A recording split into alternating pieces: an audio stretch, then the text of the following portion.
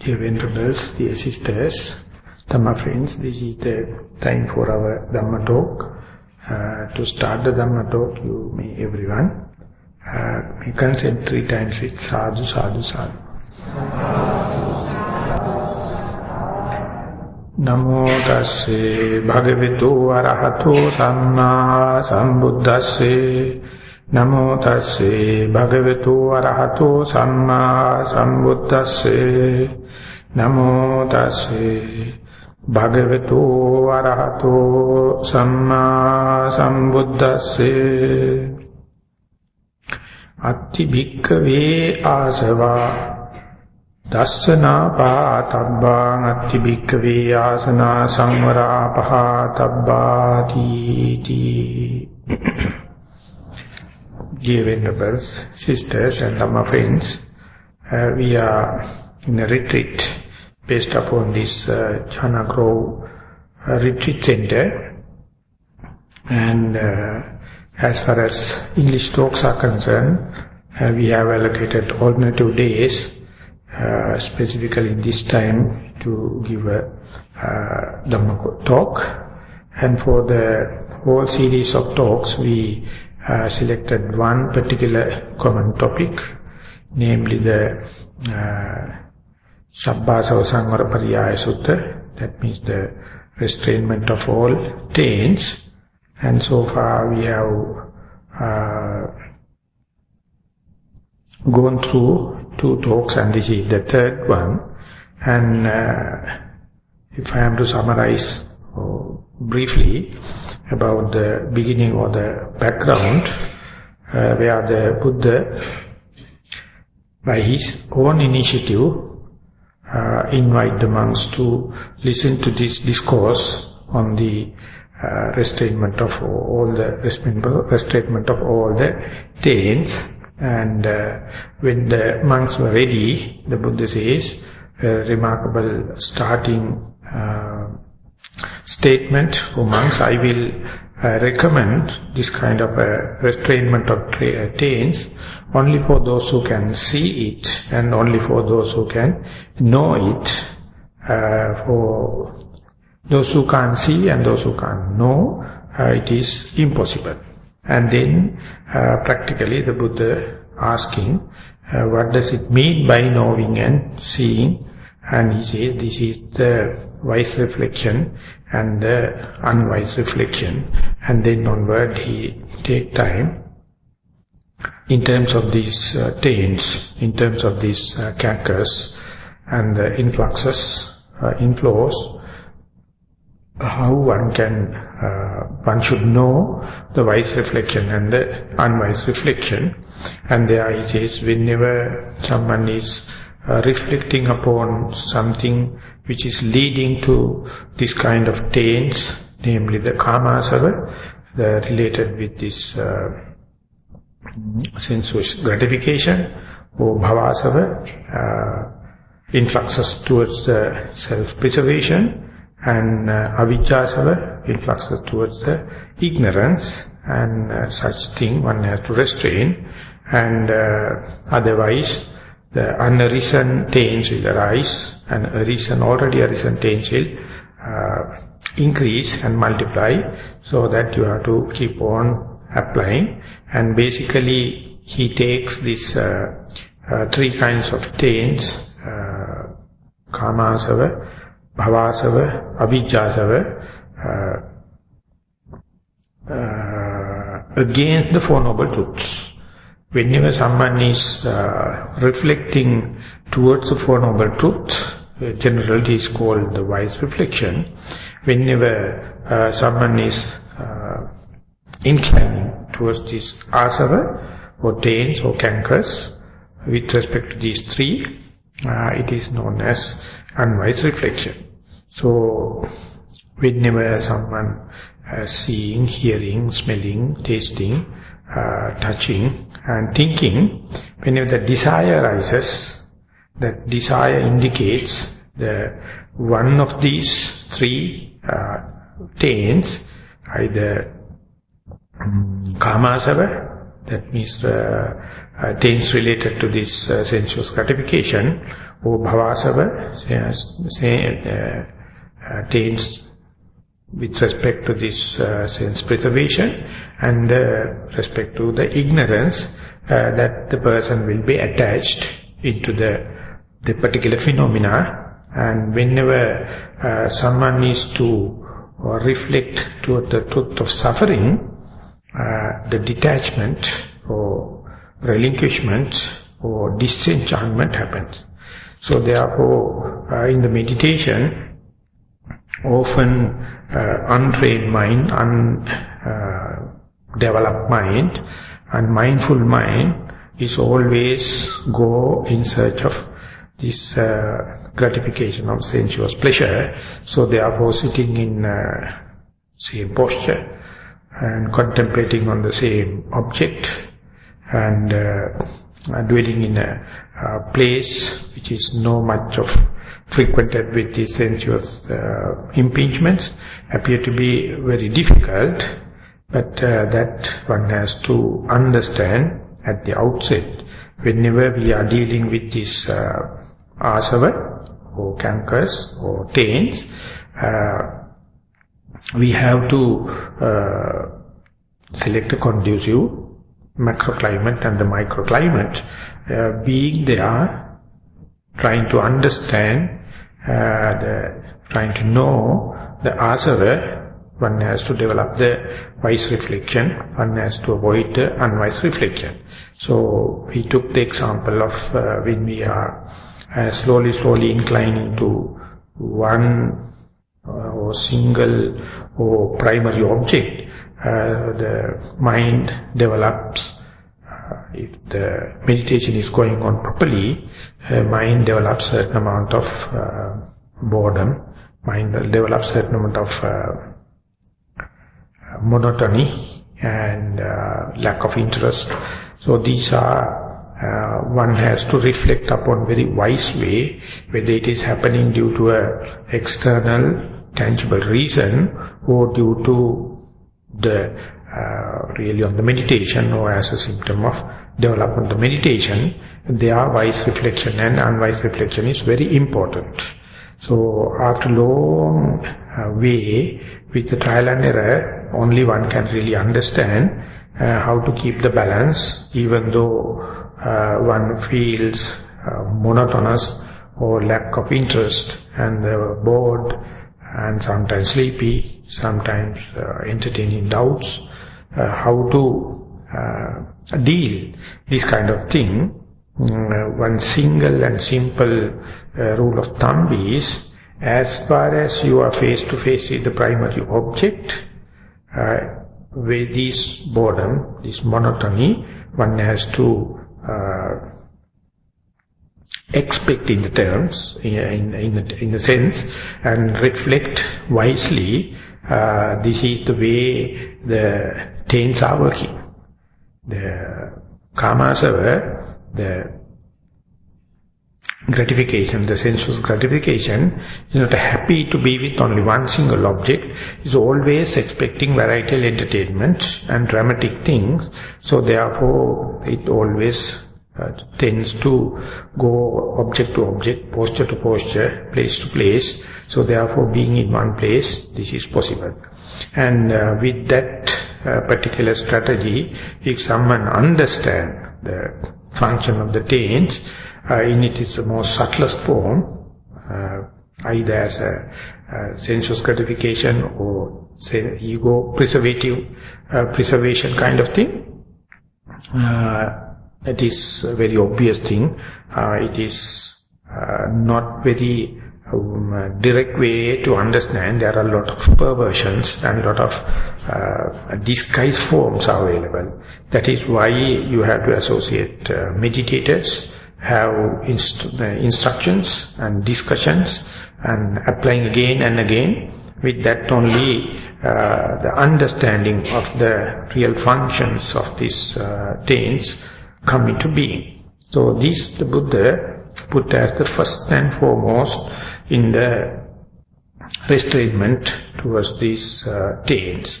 And one remarkable and encouraging thing is, the Buddha says, whenever someone to see taints in their correct perspective, and want to understand the taints in their correct perspective, 1/7 of the taints will disappear by mere recognition, by mere understanding, by mere direct look.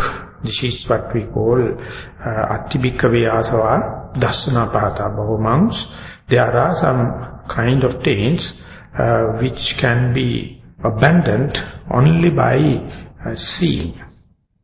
This is basically known as seeing, as understanding, as a function of wisdom.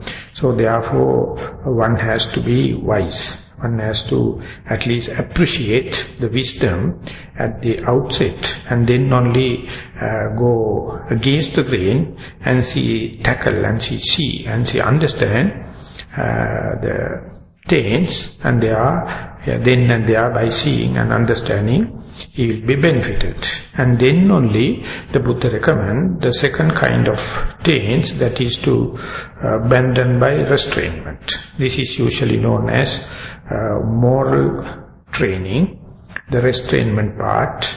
And in the general presentation of the training of the Buddhist, training of the teaching of the Buddha, it is Sila Sikha, Samadhi Sikha, Panya Sikha. Starting from the moral restrainment, one has to go to concentration restrainment, and then only the wisdom restrainment. And it put in a orderly manner, the morality is leading to the concentration, and the concentration lead to wisdom. But here in this particular sutta, and specifically in the Noble Eightfold Path, it is presenting in a radical way. Start with the wisdom and then find a relationship from wisdom to morality.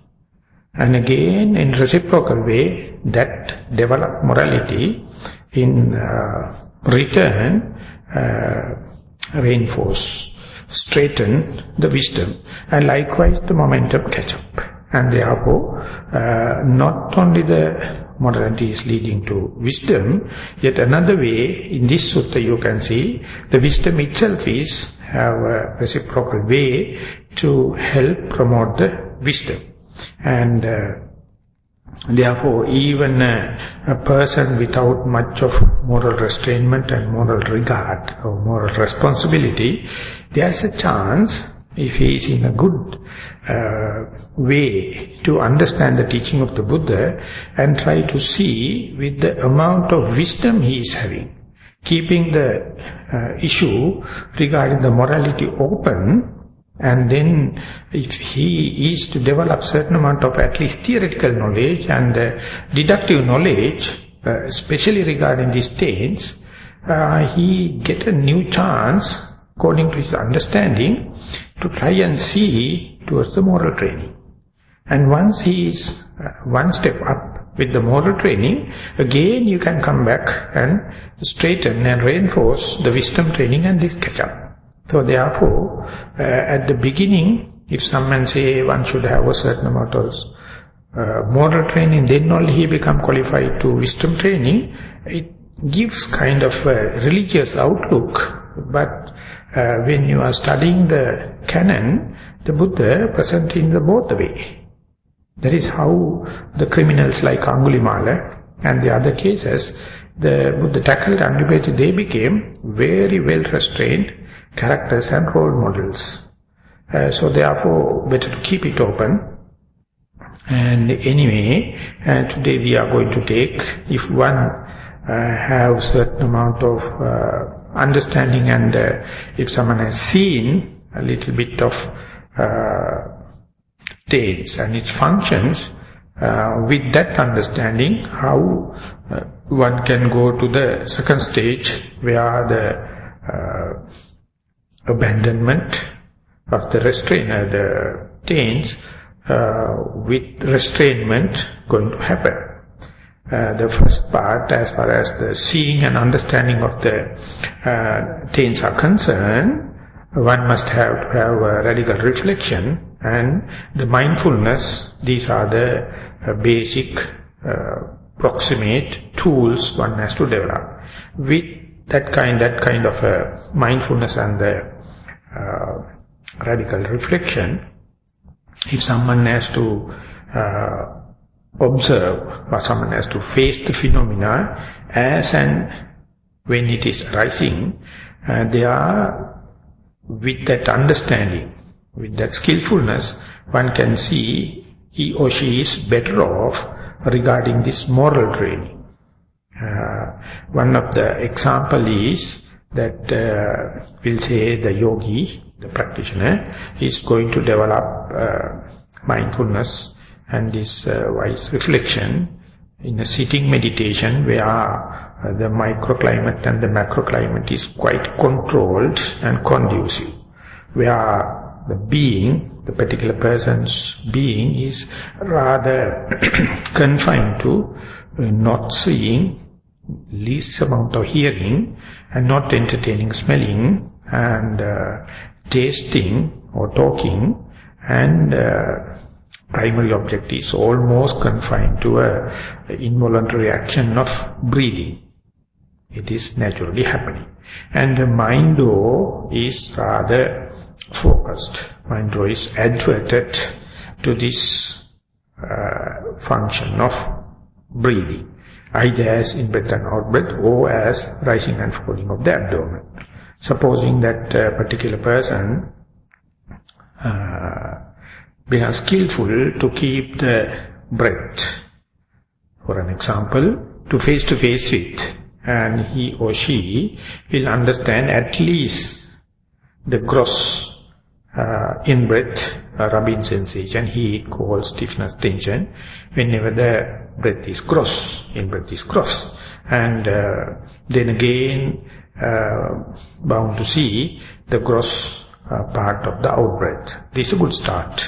And if you carefully understand the instructions, whenever someone is going to get the in-breath and out-breath this way, face to face, he or she has to advance the precise aiming and diligent effort to see the arising part of the in-breath and the arising part of the out-breath. So that is to make the focusing is more and more precise. And effort must be more diligent, otherwise you will just only see the gross area of the in-breath and out-breath. So in order to make the object more closer, more vigilant, one has to observe as and when it is arising.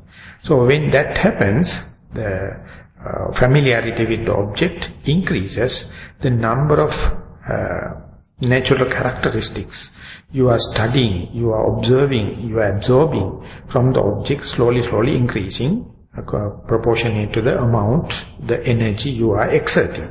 And therefore it is encouraging someone to see the unseen, the subtle facets of the in-breath as it arising, and the subtle other movements which I have not so far clear, even in the out-breath. So when it is increasing, it is, we say it is, in the theoretically it says, you are not only see the touch of the out-breath, you are bound to see the beginning of the touch of the out-breath. You are not only see the touch of the in-breath, you are supposed to see touch as well as passa, the touch as well as the beginning of the touch. So when these two happens, you are learning more and more facets of the in-breath and out-breath. It is quite encouraging. And more than rushing to a decision or inference, you are accumulating more and more information regarding the in-breath and out-breath. And when this is increasing, that is to say the touch as well as the beginning of the touch being focused, naturally, invariably, you will expose to see the cessation of the touch.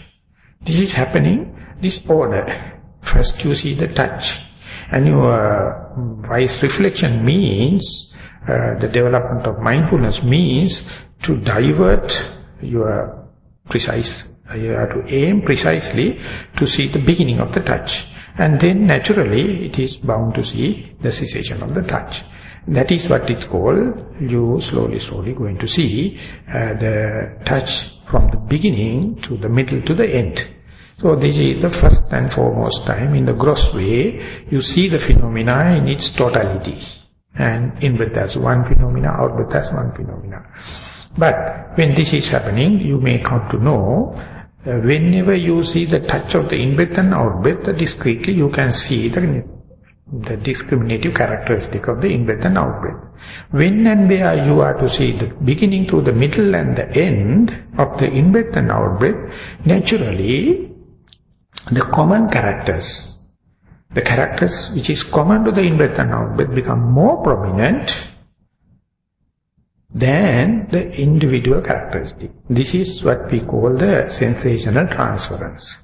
And when that happens, the enthusiasm, the motivation, the interest bound to slow down. Because varietal entertainment you can have as far as the in-breath and out-breath is gross. As far as you can see the discriminative characteristics. Whenever you are going to read the beginning to the middle to the end, you will be overcome these individual characteristics by natural characteristics. So everything appear monotonous, everything appear boredom, and you feel like disinterested, and some irritations. All the kind of thing happen. So that is the point you have to be careful in wise reflection. And still you must understand the kind of a proper understanding of the object. If you understand half-heartedly, you develop interest. Whenever you understand totally, you find there is nothing special, nothing to take hold, nothing to behold in an object, because all the objects are going to give the same thing. That is the monotony. That is the boredom. And therefore, knowing that this is what is the meaning of the going against the grain, if you are lucky to maintain this meditation, continue with this concentration and the mindfulness, you will see at that moment where you can see the common characters of the in-breath and out-breath, the background thoughts, the pain and sounds, they also somewhat appear like more amplified. But even then, if you are wise enough to see, they also have nothing kind of titillating character, no luring. It is just, thoughts are just inner thoughts. Sounds are just background sounds. Pains are just bearable pains. So if you are lucky enough to consider them in that perspective, that we call that we see through thoughts. We are seeing through pains. We are seeing through sounds. And still, you are not looking at, you can't see the in-breath and out-breath, that is also almost faded off, but still you take it as a pivot, and seeing through. When that happens, you find the friction of the life is less and less, the smoothness increases, that is the least frictional path you are searching, and meditation becomes rather automatic rather than doing, and the amount of energy demand, the demand of energy also reduces, and there you must gear into that, and then let the meditation to take place as its own accord. This one can say the kind of a mastery towards the materiality. Kaya anupassvi viharati. That is what the first part of the foundation of mindfulness, and then meditation is rather balanced. You can continue and you can feel the phenomena has a whole body experience. It is not a kind of a limited to eye and visual objects or ear and the sounds. It is everything happening like a whole body. The experience is, you can reduce to senses. It is somewhat distant from the sensuous bound experience. So it is novelty, but I would say it will become an adventure only for those who have physical and mental health. Otherwise, it will create so much of anxiety, so much of uncertainty and baselessness. So therefore, you want to have the wise reflection, and then you find the meditation is now balancing by itself, synchronized by itself. You have to acclimatize according to the amount of energy, and you have to learn this as an art. So from here, I would like to bring that yogi to the walking meditation. In the walking meditation also, with the same amount of mindfulness and the concentration, if he or she is going to maintain the mindfulness with the right leg and the left leg, and supposing can successfully maintain the continuity from the right leg to the left leg, and can see not that much of thickness of the mindfulness, but thin layer of mindfulness, but amidst of seeing, hearing, wind movements and all the kind of challenges. So therefore mindfulness in the sitting meditation is very deep, and in the walking meditation it is broad, it is versatile, it has to. Otherwise difficult to keep up with this open eyes and bird sounds and all the other outdoor or indoor movements. Specifically you are moving your legs with intention, so it is not involuntary, it is voluntary, action is there. So when that happens, you get a better chance, or you have to develop more restrainment to maintain the mindfulness. Otherwise definitely your attention will be dragged off to the seeing and hearing and sometimes thoughts and experience of wind movements, all the kind of thing. So these kind of challenges you definitely will experience as and when you go reaching the end and while you are turning. Because your vulnerability is more, a lot of actions are taking place. The trend you maintain, the pace you maintain while walking is bound to disturb. So mindfulness is disturbed. And there are, at a time, you may see as an ideal yogi or as a standard way, you are supposed to keep the attention, the mindfulness with the left leg and right leg, even while you are turning. But you are more vulnerable, more succumb to see sceneries, outdoor, outside objects, and all of a sudden you will come to know, instead of your effort, mind has taken delight in seeing, or sometimes hearing, or sometimes some other things. And then you come to know that that is not the best you have to do. You have to come back to left leg and the right leg, and the mindfulness to the main object. But anyway, it is not so easy. The mind, not the mindfulness, the wandering mind, happy to be with the visual objects and sounds and other kind of thing.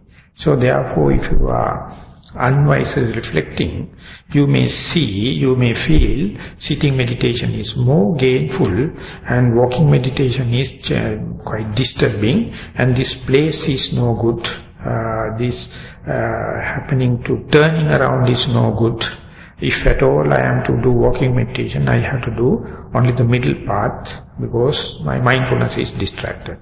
My concentration is disturbed, like you find 1,001 reasons to get discouraged. But this invitation of the Buddha to understand the kind of things that you have to get rid of by restrainment, you can apply in this challengeful state, where at the end of the walking path, your attention which was and which supposed to be, ideally, be in the touch of the soul, right leg or left leg, it is now about to break into the seeing. That is from the soul to the eye sensitivity, or to the ear sensitivity, or other part of the body due to the wind movements. When this shifting happens, usually it is a challenge. Of course, it is an exercise. It's a expected thing. So when the mind is changing from this touch of the soul to the viewing of the incoming visual object, what is the mechanism? How it happens? Because at a time, our mind has 6 options. Either it can be eye consciousness, ear consciousness, nose consciousness, and tongue, tasting and touching or thinking. And we, in the standard way, introduce this touch of the ground or the soul, that is we call the body sensitivity. Even though mindfulness has to thrive upon, sustain upon this tactile sensation, all of a sudden it taken to the visual objects or seeing. So when the consciousness is changing from body consciousness to the eye consciousness, if there is no restrainment, you find no control, ungovernable, and you are not the commander. It is not listening to your commands, and therefore the meditation becomes helpless and hopeless, and you become discouraged and disheartened. That is the outset, that is the way easily you can arrive at a decision. But if you go a little deep into that, how the body consciousness changing into the eye consciousness, whenever you are to see that you are no more a person with doing walking meditation rather than distracted by seeing, or you become a seer, that is a rather a matured state, that you are fairly negligent. After number of thought moments only, you can come to know that attention, mind advertent, and change from the touch sensation of the soul to the eye sensitivity. Only the invitation of the Buddha, what does it mean by restrainment by training, the abandonment by the restrainment or training means to see this process, how it is changing. Of course, when and as and when it happens, it is, our mindfulness is not sharp enough to see. That is why we call it is a slip of our mind, unmindful, wandering and kind of thing. But only if you are ready to accept. While walking, the sensitivity is with the soul, and now it is in the eye.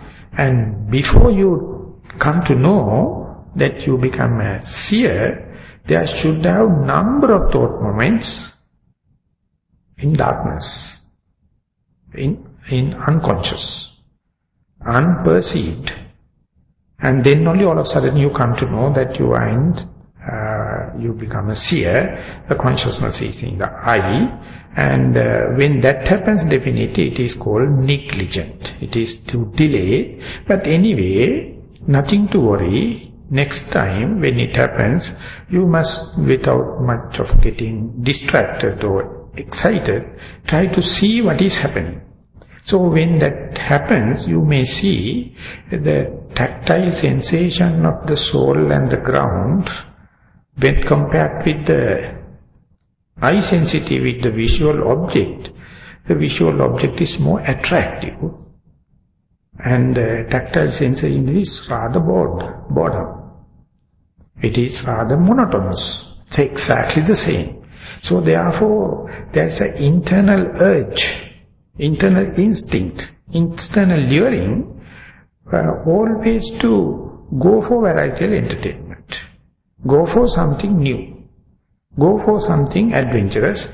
That is why mind take an adventure, take a chance to shift into this visual object, give a chance to the visual object rather than the tactile sensation of the soul. If you are not understanding that in a correct perspective or in the wise manner, you will complain that visual objects are the really distracting thing, and if there is no visual object, you would have been saved. You would have been continuous with your walking meditation and the tactile sensation. So therefore you naturally find to find fault with the thing you have seen. Or you may complain outside sounds are more distracting, or wind movements are more distracting. That is why your meditation, your mindfulness distorted, when bewilderment.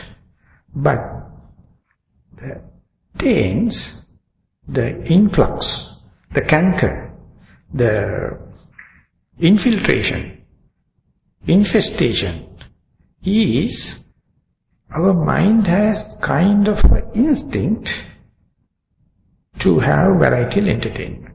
Whenever something happens continuously, it becomes bored. Under such circumstances, whenever new thing happens, mind gives the priority.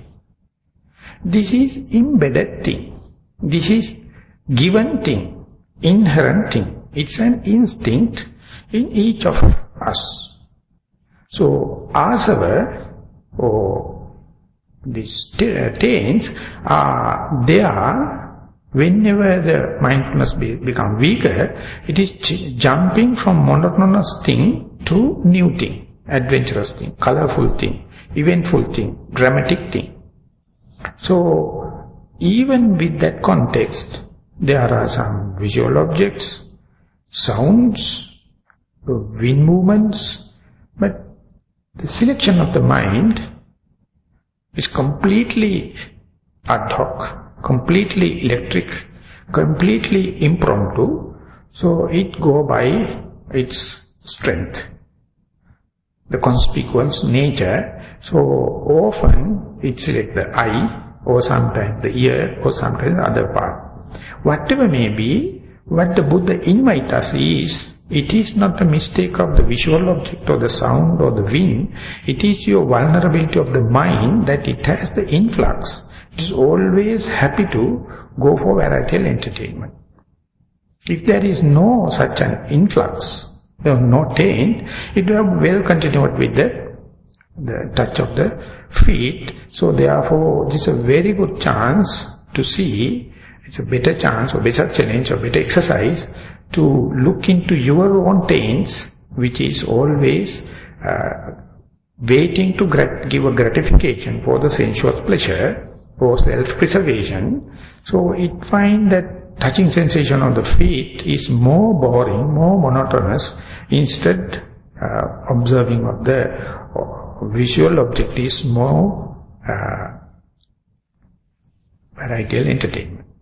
So this is the function of the taint. This is the one, this is the influx, it happens. So unless otherwise you are being challenged with this visual object and the sounds and otherwise, you can't see as and when it is happening.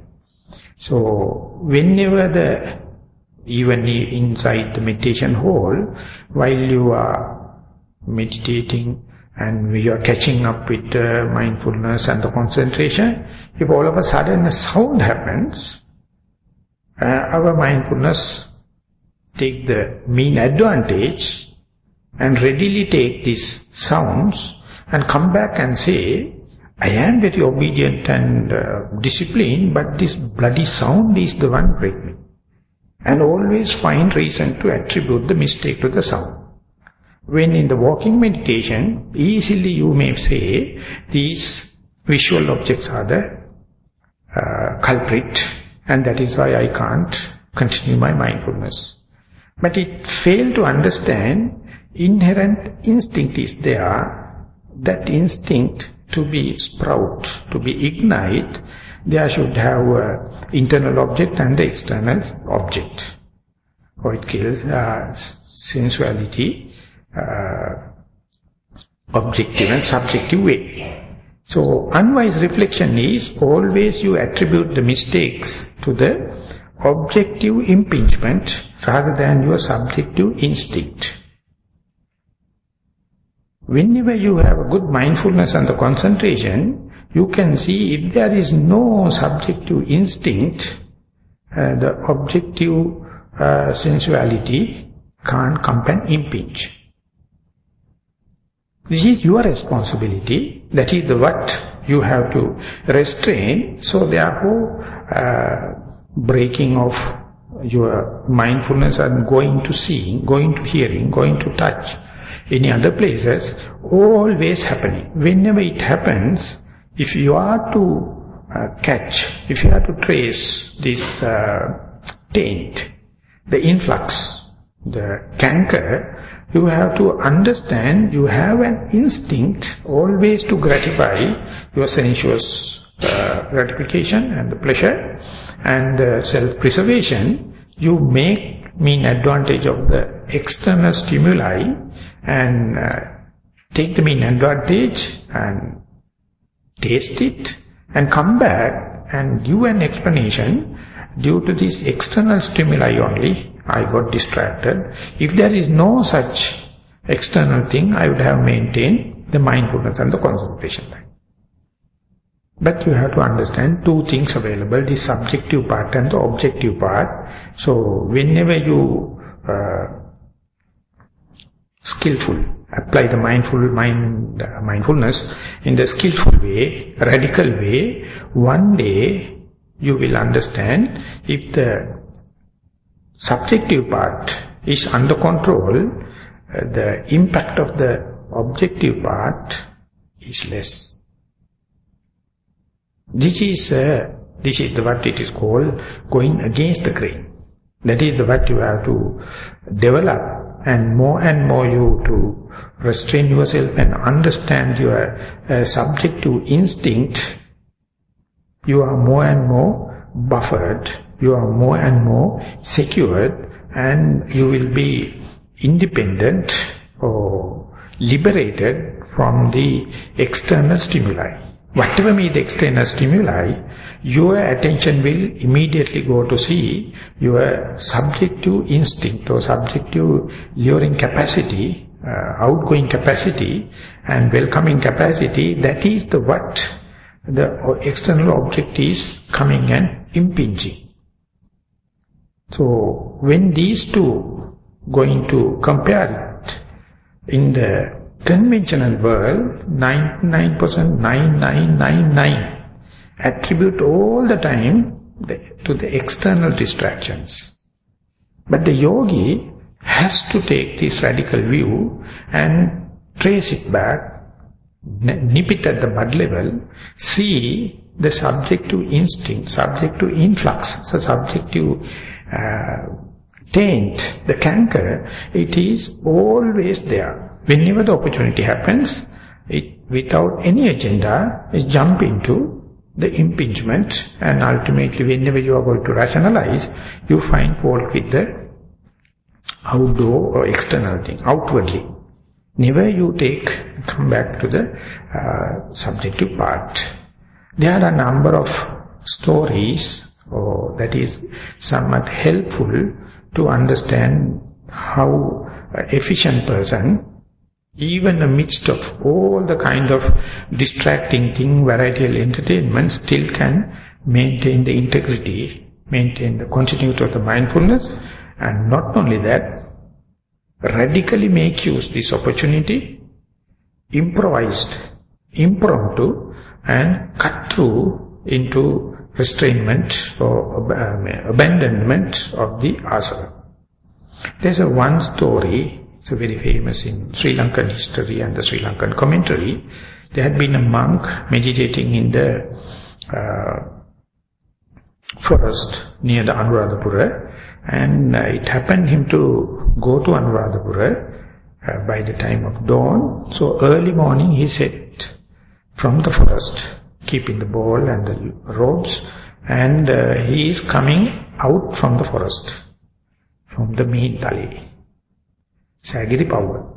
And in an unexpected way, in the forest, at the dark, at the dawn, there's one lady coming hurrying, and she also never expected someone be on the road because of forest road connecting to villages, and the monk is coming. And she smiled towards the monk in a guilty way and went off. But the monk never took any note, apparently. But that monk was one quite familiar with meditating on the skeleton, on the bones. So he never see what is happening, but striking thing was the bones of that lady, specifically the teeth. He got the sign and he was contemplating the teeth and he was generalizing it, the hardness. And wherever you see the hardness, whether it's appear like earth or rock or teeth or whatever may be, he bound to see from the individual characteristic of the teeth to the universal characteristic of the hardness, and immediately his mind falls calm and quiet. And while he is walking, even the hardness of the ground and every hard thing and the teeth, everything come into the common sense, and he found it is in such a flux.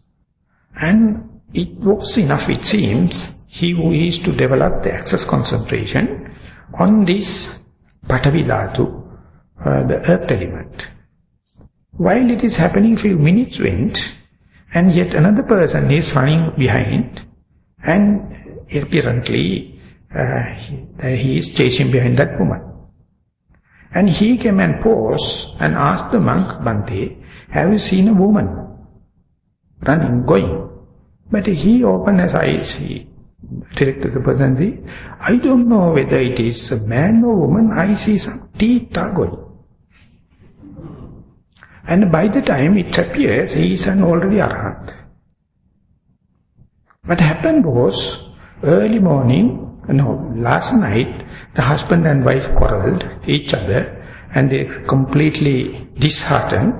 The woman got up early in the morning and ran away to go to her mother's place through the forest, and so that she never come back. But the husband got up little late, it is natural, and then found the woman is not there. And he knows this lady is going directly to mother's place, who he also chasing behind. But that monk, usually a female figure to a monk in the forest, is something not conducive. Whenever he see, if he is untrained, he would have seen all the other, the sensual or sexual sensations, erotic sensations. Instead, he managed to, of course, he see the teeth, and then managed to develop certain amount of concentration, and then it became for him to restrain himself and go into the deep layers of the understanding. That is because he has already trained this Asubha Bhavana, repulsivity of the body. Therefore, the commentator says, Tassa dantantikang dattva pubbanimitang anusari tatev Thero arahantang apavani. By looking at mere the bones of teeth, the monk was completely composed and to recollect his common meditation of repulsivity. He never see it as an erotic sensuality, or he never try to take it to facilitate or fertilize his ego preservation kind of taints. Instead, he came back to his concentration, and that became object of meditation for him to cut through. So, otherwise, if he is with a very untrained and unexpected this kind of thing, it would have lured, it would have directed him to other sensation. If it is so, he would have fallen down. But he is so restrained, he makes you this chance to cut through. And the famous story of Venerable Nagasamala, once he became attendant to the Buddha, while he was going on a pindapat in the arms round, there was a nice damsel is dancing with full music and fully intoxicated. And people are really entertaining. And just he see in the midst of the broad daylight in the street that damsel is dancing, and he see it is just like a trap fixed by the Mara. And he see right round people are really got trapped, and therefore no way out. They consider it as their own luck, their own good fortune. They got to see this kind of a scene. But that particular monkey is looking at point of that it is a trap set by the Mara. So by looking at this whole scenery, he understood the influx of the untrained mind and his mind, the intoxication, the canker. As far as that is there, this damsel dancing with the intoxication is a really, really appreciable thing. But for him, it's a fearful thing. So that is the message he got. So therefore, whatever the external thing, it is not the matter. If you are really keen of your subjective instinct, the subjective influx, the subjective taint, and if you are careful and if you are mindful, each and every scene, each and every hearing, each and every other sensuous impingement, you can see how the mind is trying to maximize it, gratify these influxes, these taints, and therefore, if you are unmindful and neglect and delay, they grow at a fast rate to the kama chanda, that is the obsessional level. And then you come to know, due to this scenery or sound or whatever may be, internally the propelling sense desire comes. And then can't help, you are bound to go sloping towards the physical or verbal misdeeds. And once it comes up to that level, it is conflagrated, very difficult for you to control. But if you have managed to see it is at the obsessional level, even then, you find that is rather difficult. But if you are at least understanding, at least to accept theoretically, it is embedded, it is undermined, it is in a as undercurrent, always there. That is what the Buddha called as asava, or influx, or taints. Whenever it gets the proper chance, it ignites. Once it ignites, you become a slave, and it will master, and will set the agenda. Therefore, definitely under such circumstances, once you you lose your control and becoming uncontrollable and transgress it, definitely you will attribute the mistake to the sensuous object, thinking that is what put me into that trouble. But the Buddha says, that is because of your ignorance. You always try to find the answer outwardly, but if you are sharp enough to see the taints in its correct perspective, and if you are aware of it, if you have seen it, you will never attribute to the outside, you will be guard yourself. That is what we call the moral restrainment, not to find fault with the outside. Nate kama chitrani yani loke sankhassa rago purisassa kama. There's one discourse in the Samyutta Nikaya, one Deva, a celestial being, come and ask the Buddha about this objective and subjective sensuality. And the whole world accept that objective sensuality is the one to be restrained, therefore the people are going to make beautiful the world, or clean it, and organize it, and put it into order. And that is how they are going to measure the development. That is how they are going to develop the civilization. That is how they are going to measure the gentlemanship and all the kind of thing. They never think about the subjective sensuality, because they think it is none of our business.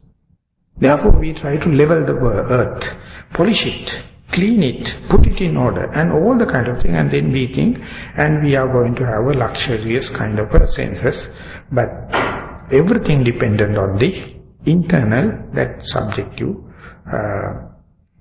sensuality. So therefore when the God or the celestial being come and ask, the Buddha says, Nate kama chitrani yani loke, purusasa kama sankapparago purusasa kama. Oh, the Deva, the varietal entertainment coming from the external world is not the karma or the sensuality, but the idea of the man. His liking and disliking is the matter. And he preserve, or he go for the self-preservation by facilitating it, or going to gratify his own thing, and therefore it's the most near, most immediate thing is the subjective one, not the objective. And therefore let the outside world to be as such, mind your own business to control your own taints. That is the wise man way of restraint. So this is very difficult to accept it, unless otherwise you first see the taints and first you understand the taints. And you have to take the path against the grain, then only you can just have a glimpse. Everything starting from inside, no one get defiled from the outside if the internal taints are being under control, taints are being under surveillance. So therefore one has to go to a very conducive conditions like a meditation center,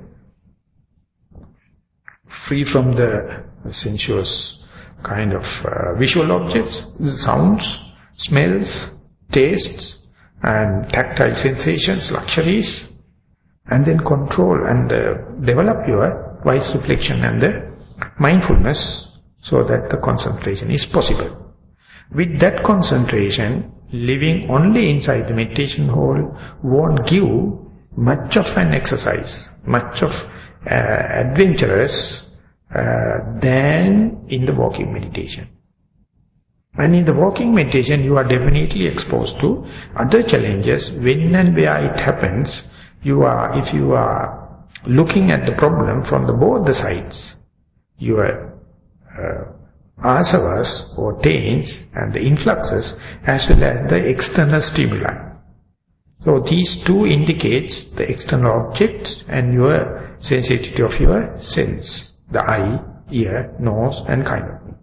And the mind, the consciousness is taking the mean advantage. It select what is to be choice. You have a huge range of choices, and what is being selected at that particular moment, or what is the mind advertent, is completely electric, completely impromptu. So therefore you can say no agenda at all, no control at all. So very difficult for someone to accept it, because they wish to control not only these, but they want to control the whole family, whole societies, whole office, whole country, whole humanity. The Buddha says, instead, there is no self, and you can't say whenever the good thing you have seen, it is what I have seen is I, or mine, or myself. Whatever the bad thing you see, you can't say it is me, it is mine, and it's myself. While in the meditation, some thoughts happens, some hearings happens, some pains are coming, each and everything happens. It is a chance for you to see how much your influxes are going to give way to these kind of things, and once they become obsessional and transgressional, you complain the outside is trivialized, rather than your internal defilement starting from these stains. So therefore, the teaching, the training, the understanding of stains is very, very subtle, and those who have certain amount of control on the transgressional level and the obsessional level are qualified to understand these stains. But without that, whatever the moral training you have, it has no certainty, no predictability. Whatever the concentration you gain is quite challengeable, not predictable, not under control.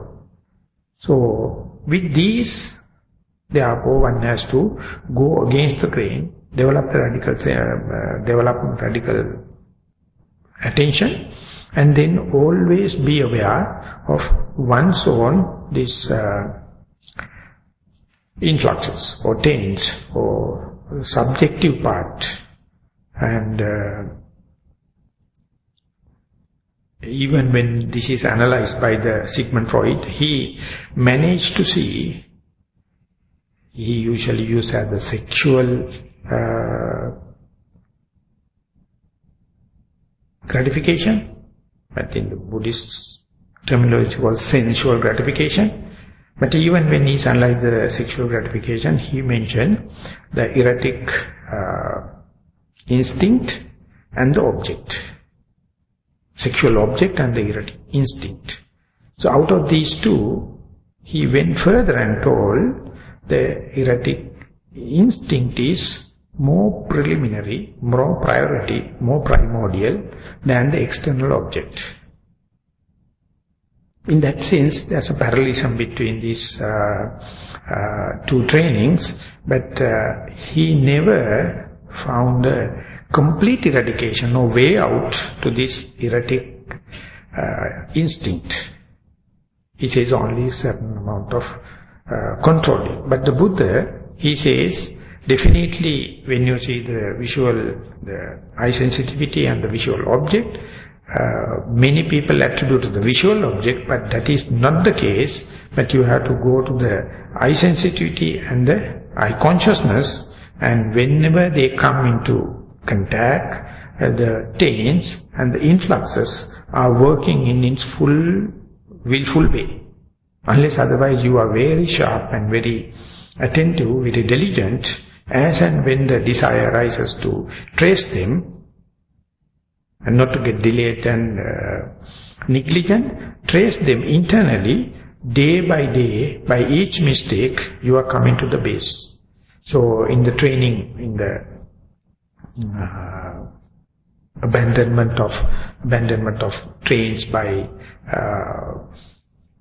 controlling and restrainment, the Buddha gave number of discourses. In one discourse that you find as the 152nd Sutta in the Majjhima Nikaya, Indiya Sangvara Sutta, and the other episode is one ascetic meditating and practicing on yet another master. Anyway, come and pay a visit to the Buddha, and after greeting each other, he take a seat, and then another is attending. And at that moment the Buddha start the conversation and ask, do your master also teach you the moral training and the restrainment? Then he says, of course, yes. Then the Buddha says, I would like to share with you, would you mind to mention me, tell me how your master is prescribing the restrainment of the faculties. He says, my master says, these faculties are the source, so therefore you must not look at the visual objects, you must not listen to the sounds, you must not go for smell and taste and touch and think, so much so you are restrained. So then the Buddha make a very sarcastic kind of a remark. He says, Ananda, he talks to the Ananda, if that is the case, the blind man is already Arahant. the deaf person is already fully enlightened. Because he never sees. And then the other person is, he understands the irrationality and he accepts it. And then the Buddha take the chance to explain how does the Buddha himself is prescribing this moral restraint. He says, Chakkuna rupam dissa uppajjati manapam, uppajjati amanapam, uppajjati manapamanapam. Whenever you see a visual objects, either you develop a desire or develop the ill will to the object, or you develop kind of a no desire, no ill will, kind of medium kind of or indifferent kind of feeling. When that happens, if he knows out of this phenomena of seeing, a desire arises, or the ill will, amanapa arises, or the neutral feeling arises. You have here, the Buddha says, this already arisen, the desire, the already arisen ill will, and the indifferent feeling is rather mature. It's a gross, because you have not seen how it arises. Now you are in the midst of the desire, and it is done by, or it is caused by, cause and effect. It's a reason within. And it is taking away you from the middle part to the extremes. So therefore, better me to come and rest on the middle part, which is more calm and peaceful. Likewise, he is not worrying about the visual object. Instead, he has to take care about the already arisen, the desire or the ill will. So therefore, more and more to see, he is stopping at his eye level, not projecting further into the visual object. On there, he can see this desire arising as far as he is negligent. As far as he is unmindful, the influx, the taints are ever developed in an accumulated manner, accelerated manner. So more and more it becomes more and more gross and obsessional and transgressional stages may come. So therefore, his training is to understand this time when I am catching it, it is gross. It is already formulated and fabricated. So restrainment is the next time when it is arising, can I manage to see it one thought moment before, one thought moment diligently, one thought moment vigilantly, as and when the desire arises. So this is the trainer. And then the Buddha says, whenever one becomes an Maggapalalabhi or already attained, Sotapanna, Sakadagami, then there also, as far as you see something, desire arises, or ill will arises, unpleasant feeling, or in between feeling happen. And then he knows, he has trained already, and he always appreciates the middle path is the path in order to get rid of these two extremes. So therefore he tried to do away with this desire. He become disheartened or not happy. He tried to escape from this desire because he knows the consequences if he is not vigilant, if he is not diligent. So therefore he trained himself not upon the visual object. He trained himself upon the desire, and the ill will arises. So he is not become proud. He is not chasing behind. He is not gratifying it. Instead, he see his contribution. His subjective contribution, subject to instinct, subject to desire, or subject to taint, subject to influx, subject to canker. Because he is now one step ahead.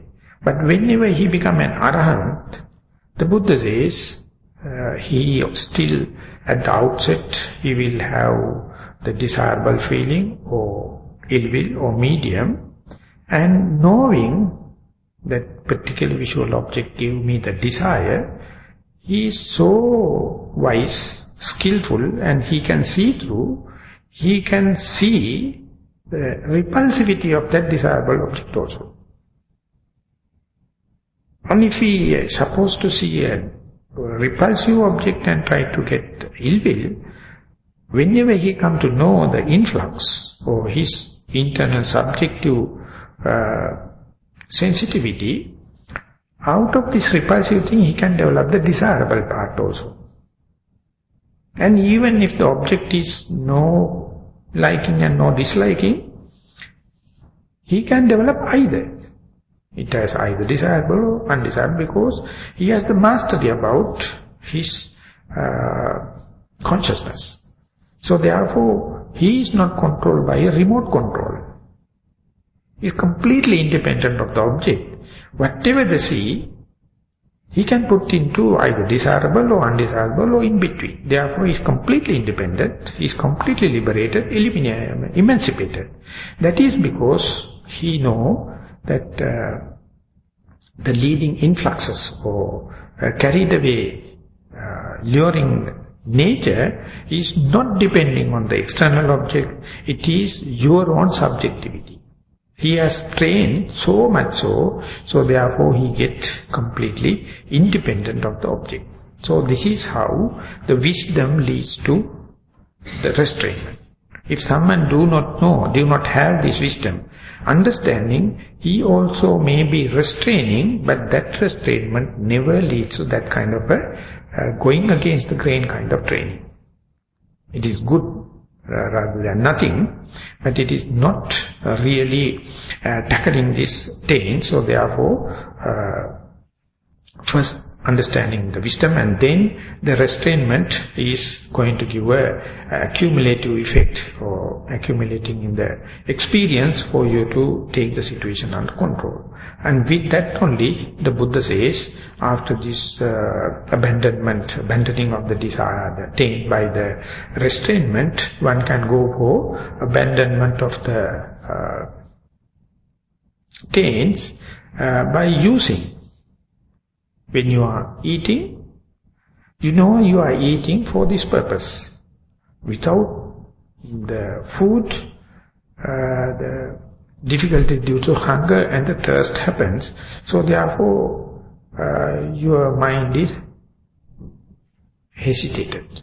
So you are using in order to appease your thirst and the hunger. When you are wearing clothes, you know without that so much of difficulties happen due to the heat and cold and the other moral shame and the moral fear, and therefore you are using, but never it is to use for the luxurious purposes or self-mortification. Whenever you are using a dwelling, that is also just to get rid of this different vicious core, the seasonal effect, and to have your solitude, no beyond that for any luxury or self-mortification. Whenever you are using a medicine, also only for the utility value, not for the luxury, not for the self-mortification. So that is how once you see these taints and the influxes, by using these four requisites also, you can definitely cut off the unwanted defilements yet to arise in terms of obsessional level and the translational form. And even this one also, this usage, abandonment by of the usage, only possible for those people, those who have seen the taints as taints, those who have known the taints as taints. Otherwise, definitely you will go to either side, either to the luxury or sensual gratification in terms of food, clothing, dwelling and the medicine, or go for self-mortification. And as far as you are going to this either to the gratification or mortification, it is not decided by the outside world, it is decided by your own personality traits, your own liking and disliking. Unless otherwise you have a proper sizing, proper gauging, proper understanding, proper seeing, your liking and disliking, never you can find the middle path. Never you can find the least frictional path. Always you select. And that is not due to external factor. That is due to your liking and disliking. And all the other kind of abandonment, the Buddha, based upon this, the see things as they are. See things in its correct perspective. And seeing and understanding is the basic thing, and it is not depending on the external factors. It is completely within. In a sense, you are trying to understand your liking and disliking, your personality traits, and the behavioral outlook, disposition, and this can happen only as far as you are living here and now. All the other knowledges and all the other skills and all the other interests pull you out of this, the present moment awareness and mindfulness. So more and more you to mindful, not only just be here and now, you must understand towards what this mindfulness is focused at. And what is to be precisely noted and diligently given the effort. So the Buddha says, whenever the desire arises, whenever the ill will arises, try to see its beginning. And definitely with that success of this seeing the beginning together with the real phenomena, you are bound to see the end of it. That is how the all arising thing has the nature of the disappearing. So if you are going to make a decision only by looking at the middle, definitely you are arriving at a wrong decision. That is why patiently, when it is happening, as far as it is happening in the recurrent way, let it happen. Wherever you come to know, make a determination when it is arising next time to see it one step ahead, one thought moment ahead. And that is what the diligence means. That is what the vigilance means. Without mindfulness, very difficult to going against the grain kind of a training. So, Vipassana meditation, insight meditation is always invitive and always trying to give you an adventurous kind of exercise and going against kind of exercise.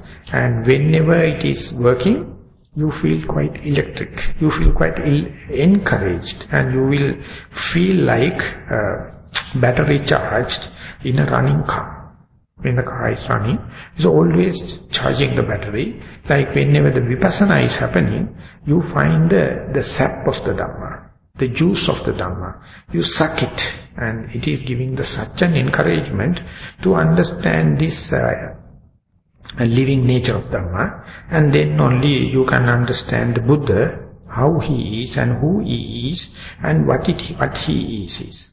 Because usually Buddha is a historical figure, 2600 at least. But as far as you see Dhamma, as and when you see these influxes or taints, your subjective part, you see it is always living.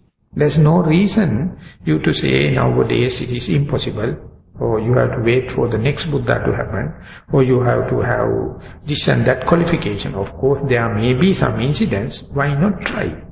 So therefore, nothing like trying. The mindfulness is the way we employ it and apply it. So more and more you go there, you will, I don't know whether you will agree with me, more and more you will be mindful, you will become mind your own business. Thank you very much for listening.